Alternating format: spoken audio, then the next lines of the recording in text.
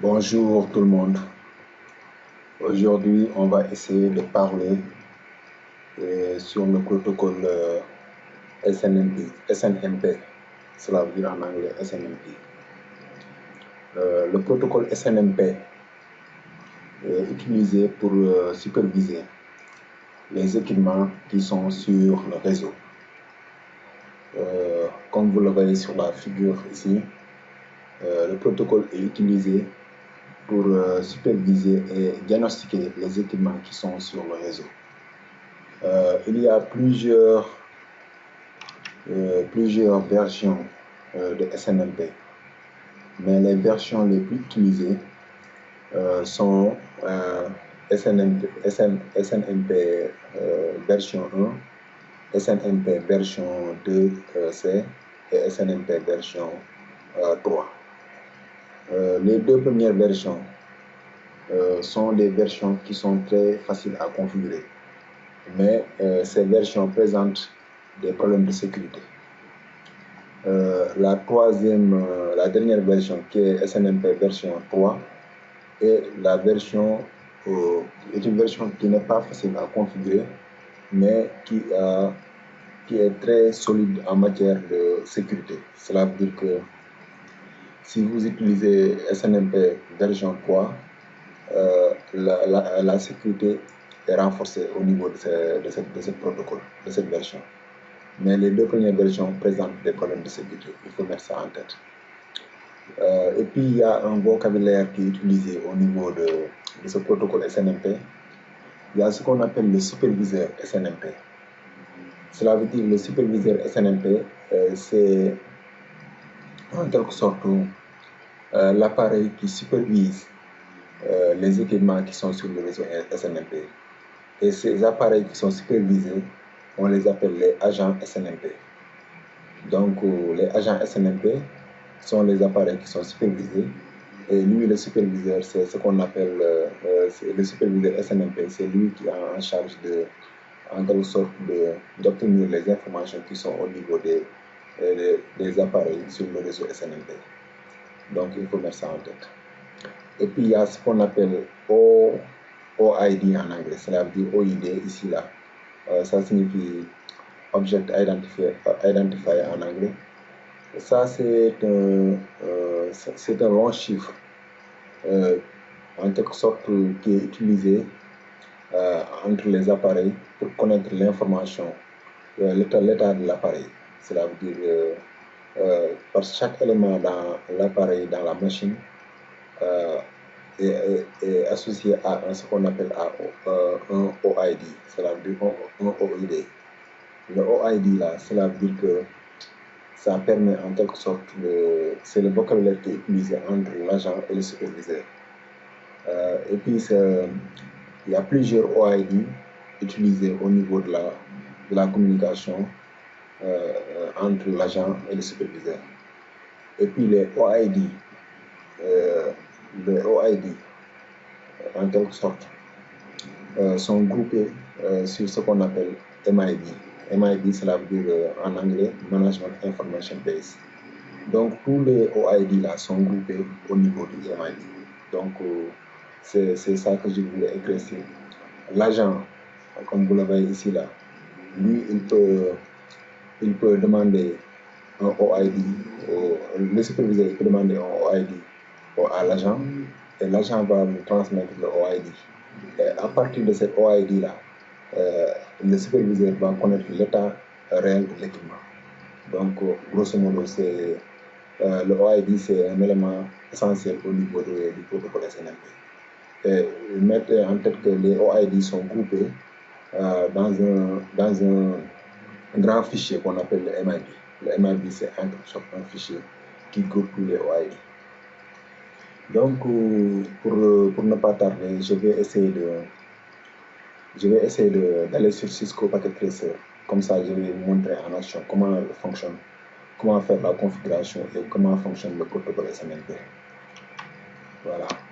Vous voyez ici, là, j'ai un simple schéma avec un Cisco switch, avec un Cisco routeur et puis avec un ordinateur ici, là. J'ai déjà fait la configuration des adresses IP au niveau des machines et tout ça là. Donc, cette machine-là, le switch et le routeur, ils seront considérés comme des agents de SNMP. L'ordinateur lui va être considéré comme un superviseur SNMP. Et puis, avec Cisco Packet Tracer, on a déjà le logiciel du SNMP qui est déjà installé au niveau de cet ordinateur. Mais si vous travaillez avec un équipement réel, par exemple, si vous avez un ordinateur à la maison et vous voulez travailler sur SNMP, vous devez télécharger ce qu'on appelle le logiciel SNMP. Il y a plusieurs logiciels SNMP que vous pouvez trouver au niveau de l'Internet. Pour vous donner quelques noms, il y a ce qu'on appelle SolarWinds. SolarWinds, c'est un logiciel, mais ça se vend au niveau de l'Internet. Ce n'est pas quelque chose de gratuit. Il y a ce qu'on appelle aussi PRTG, cela veut dire en français c'est PRTG. Je pense que ce sont des Allemands qui ont créé ce logiciel. Ce logiciel, on peut utiliser ça pour, en quelque sorte, on peut télécharger ça au niveau de la machine pour, en quelque sorte, utiliser le protocole SNMP. Parce que avec le superviseur là, vous avez besoin d'un logiciel pour en quelque sorte créer une communication SNMP entre le superviseur et l'agent. Donc il faut mettre ça en tête. Donc vous avez besoin de télécharger un logiciel qu'on appelle il y a plusieurs logiciels, mais je vous ai cité SolarWinds ou bien PRTG. Actuellement, je vais vous montrer, non, je n'ai pas besoin de vous montrer ça. Qu'est-ce qu'on va faire là? On va essayer d'aller ici sur la machine ici. Là. Vous voyez ici, là où c'est écrit MID Browser, c'est là qui, en quelque sorte, c'est là où on va utiliser le SNMP pour, en quelque sorte, communiquer entre les agents, pour communiquer avec les agents SNMP. Et puis, vous voyez, il y a des messages qui sont transmis. Entre le superviseur SNMP et l'agent SNMP. Et puis ces messages-là, il y a trois sortes de messages. Il y a le message GET, qu'on appelle, qui est un message envoyé par le superviseur à l'agent pour obtenir des informations. Et puis il y a le SET. C'est un message qui est envoyé par le superviseur à l'agent pour reconfigurer l'agent. Par exemple, il y a des cas où s'il y a un problème au niveau de l'appareil, le superviseur peut en quelque sorte reconfigurer l'appareil pour que le problème puisse disparaître. Et puis le dernier type de message, c'est ce qu'on appelle track message. Ce message-là, c'est envoyé par l'agent au niveau du superviseur pour lui informer d'une situation. Par exemple, si une interface ne fonctionne plus ou bien s'il y a beaucoup de flux au niveau des et tout cela, l'agent peut envoyer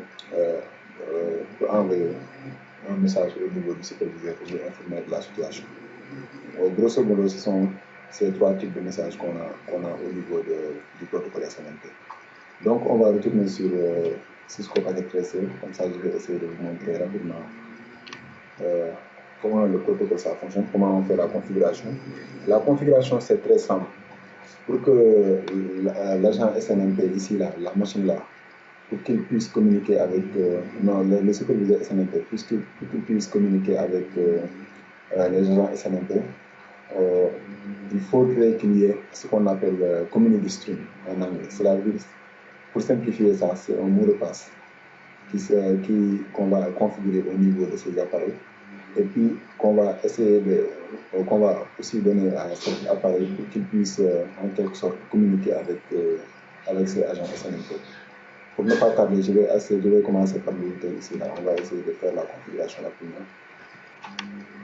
On va pour faire la configuration, on va sur Global Configuration, config, et puis on va dire SNMP. Voilà, SNMP Server, c'est ça qu'on a besoin de mettre. SNMP serveur, on utilise la question de marque pour voir les options qui sont disponibles. Pour ce que je vais mentionner là, ici avec Cisco Packet Tracer, on a seulement cette option. Mais si vous travaillez avec un équipement réel, par exemple avec un routeur, vous pouvez avoir beaucoup plus d'options. Parce que avec SNMP version 3, là, il y a beaucoup d'options qu'on a au niveau de la configuration de SNMP serveur. Mais pour simplifier la configuration, Cisco a mis sur Packet Tracer cette option seulement. C'est-à-dire, ça, c'est le mot de passe. C'est pour simplifier ça. SNMP community là, c'est-à-dire, quand on met community, maintenant on utilise la question de marque. Il va dire word là, c'est-à-dire seulement un mot de passe. Qu'est-ce que je vais faire là? Je vais mettre comme mot de passe, je vais mettre 1, 2, 3, et puis je mets Cisco. Voilà. Ça, c'est mon mot de passe. Et puis, il y a deux façons d'utiliser SNMP. Par exemple, il y a SNMP où le superviseur ne peut que seulement obtenir les informations au niveau de l'agent. Et puis, c'est ça qu'on appelle read only. Cela veut dire que le superviseur ne peut pas changer les informations qui sont au niveau de l'agent. Mais read write, cela veut dire que le superviseur a la possibilité de changer les informations qui sont au niveau de l'agent. Donc, on va dire read only. Read only. Ça, c'est plus sécurisé en matière. Mais il y a des logiciels, si vous téléchargez ça au niveau de votre ordinateur, ils vont vous imposer d'utiliser read and write, cela veut dire RWD là. C'est en quelque sorte pour changer, pour que le superviseur SNMP puisse avoir la possibilité de changer les informations qui sont au niveau de l'agent SNMP. Voilà, maintenant c'est fini. Voilà. Mais maintenant, il m'a averti là, il dit que host router 1 is undergoing. Il y a des informations qui m'ont là obligé. Ça, c'est seulement pour signifier que maintenant SNMP, ça fonctionne au niveau du routeur. Maintenant, le routeur, ça fonctionne avec SNMP. Maintenant, qu'est-ce qu'on va faire là? Au niveau de l'appareil ici, là, on va essayer aller sur le MIB browser. Et puis, ce que je vais vous appeler là, ce que je vais vous montrer, ce que je vais vous parler avec les OID, c'est là. Les OID là sont groupés sur un MIB fichier qui est en quelque sorte structuré sous forme de hiérarchie. Okay. Tout ça là, ça contient des OID. Okay. Par exemple, on peut aller sur ici là.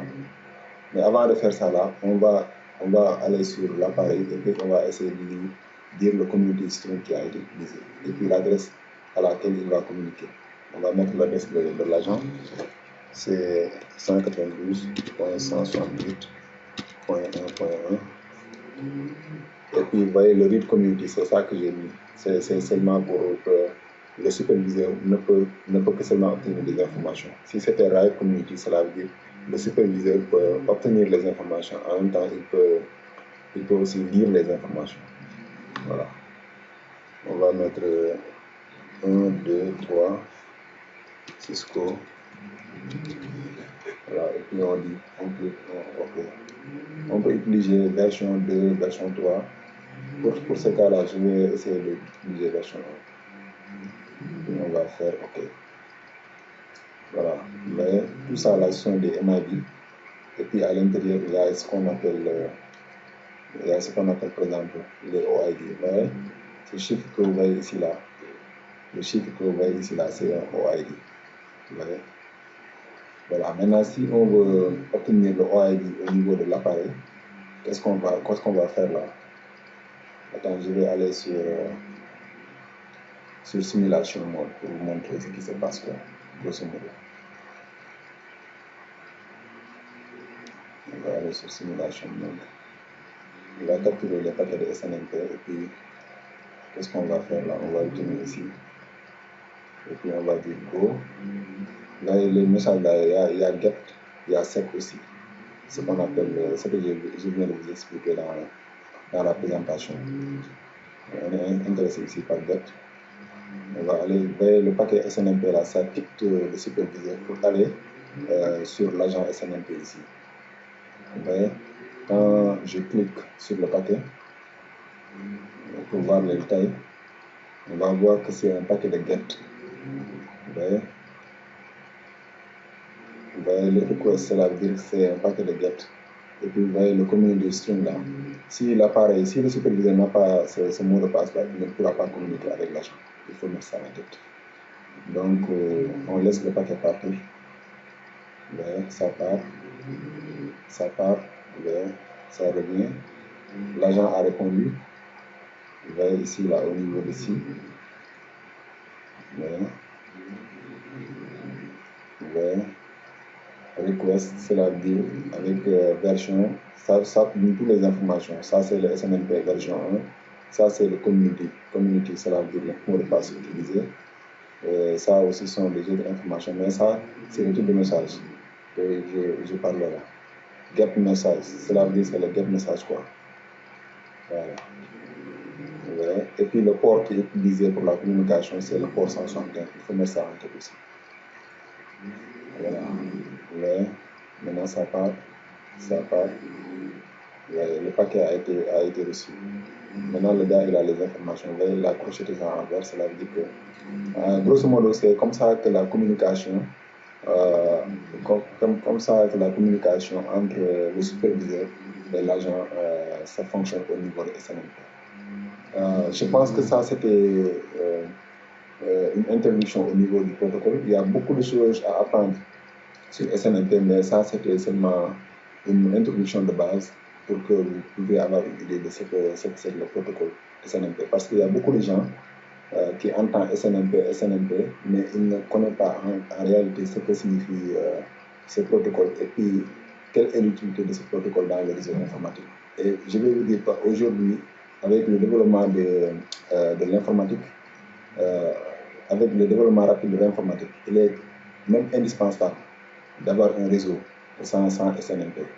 Parce que SNMP, ça vous permet de connaître les problèmes qui se situent au niveau de votre réseau et de prendre des actions le plus rapidement possible avant qu'il y ait des pannes au niveau ou bien des retardements au niveau de votre réseau. Grosso modo, c'est l'essentiel, c'est l'objectif de SNMP. C'est la raison pour laquelle on utilise SNMP, c'est seulement pour prévenir les pannes et pour, en quelque sorte, prévenir les pannes et d'autres choses d'autres problèmes qui peuvent venir, qu'on peut avoir au niveau du réseau. Grâce à SNMP, on peut prévenir tous ces problèmes-là. Donc, je vous remercie d'avoir regardé cette vidéo et je vous dis à la prochaine. Merci beaucoup. Merci.